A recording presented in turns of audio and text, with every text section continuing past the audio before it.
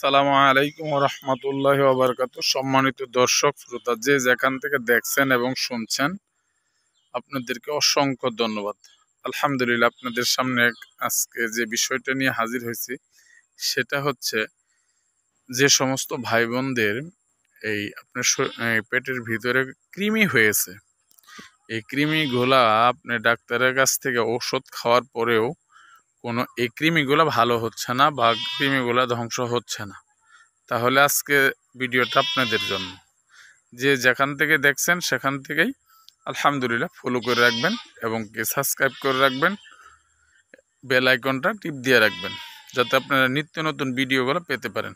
আলহামদুলিল্লাহ, চলেন আমরা মূল আলোচনায় চলে যাই। আলহামদুলিল্লাহ, মূল আলোচনা হচ্ছে যে আমার হাতে যে গাছটা দেখতে পাচ্ছেন, এটাকে ভাটিকা গাছ বলা হয়। এটাকে আমাদের ভাটিকা গাছ বলা হয়। এই গাছটা চিনে রাখেন। এটা আল্লাহ সুবহানাহু ওয়া তাআলা অসংখ্য ধরনের এই কুদরত এবং রহমত দিয়ে রাখছেন। এই মানুষে বলে, চিনলে জুরি, না চিনলে ভাত রান্দার খড়ি, এটাকে বলা হয়। আসলে গাছ তো আলহামদুলিল্লাহ আল্লাহ তাআলার দানের জিনিস, আর এটার মধ্যে অসংখ্য পরিমাণ অনেক কিছু আল্লাহ তাআলা বরকত দিয়ে রাখছেন। যাদের কৃমি হয়েছে, কোনোভাবে কৃমিগুলা ভালো হচ্ছে না, তাহলে এই গাছের এই পাতাগুলো আপনি নেবেন।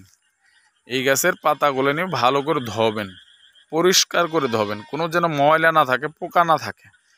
এইভাবে এই পাতাগুলো নেবেন।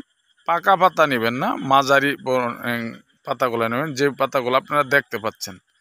এই পাতাগুলো নেবেন, নেওয়ার পরে ভালো করে থেতু করবেন অথবা ব্লেন্ডার করবেন।